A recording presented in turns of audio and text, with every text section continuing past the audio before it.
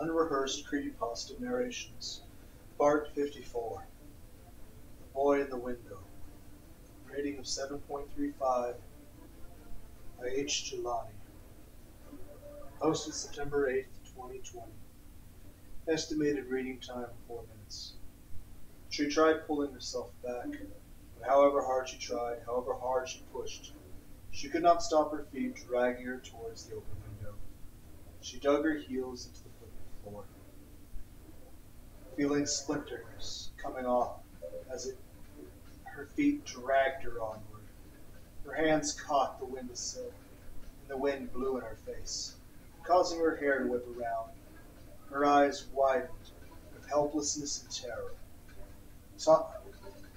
taking in the navy blue sky with its sad gray moon and uneven sprinkling of stars. She couldn't move her head, but she turned her pleading eyes to him as he stood beside her. Please. The word caught in her throat. Her voice choked with fear.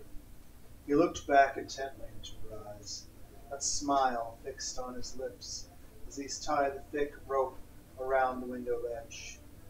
I assume this is about Peter Pan. As my phone refuses to scroll down. It all started 3 weeks ago. She had woken up to a sudden tapping at her window.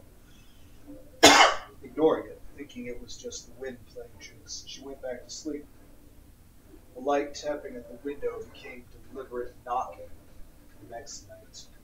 She sat shivering with fright in her bed, unable to move until the knocking ceased.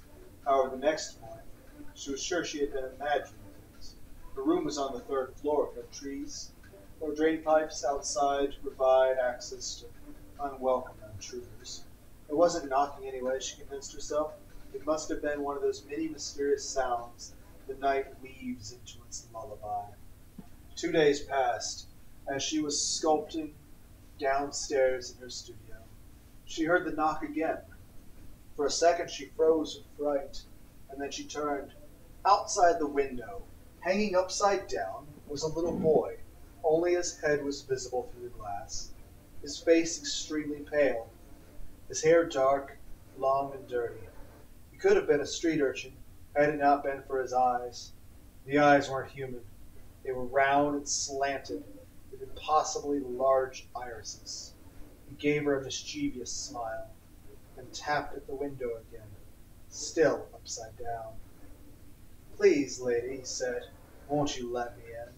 She gasped and stumbled backward, knocking her incomplete sculpture to the ground, throwing flecks of clay everywhere, for the child spoke in the voice of a man, a husky, sadistic tone. He started visiting her more and more, often knocking at the doors and windows. No, she thought, don't let him in, whatever you do, don't let him in. She would see him peeking from her windows whenever she woke up, until she started keeping the curtains drawn at all times and the windows locked. She ignored the knocking that continued, followed by his voice, please, lady, won't you let me in? She started getting paranoid. It was with great inner turmoil that she left the house for work every day. For the most part, things appeared normal. Until that particular day. That day, she was already feeling slightly sick due to a lack of sleep. Her coworker had suggested that she talk to someone, a therapist, or a priest maybe. Yes, she thought, I will today. Suddenly, someone knocked at her car window. She gasped, her pupils dilated in horror. It was a cop. She had parked in front of a no parking sign. Swearing, she reared out, parked again, and rushed out to go to work. The cafe she worked at was a small, glass-walled inn for all kinds of people, readers, lovers, and businessmen who wanted a cup of tea or coffee before they bustled back to their offices. It was an hour before she would get off. She was serving a table by the huge glass wall when a whisper reached her ears. Hey, lady, it said. Abruptly, she looked up out the window, and there he stood, right in the middle of the road, with his black, slanting eyes and wicked smile. Without thinking, she rushed out to the sidewalk, and he was still there, right in the middle of the busy road, with the traffic whizzing past him. I said please, didn't I? The boy whispered. I am a good boy.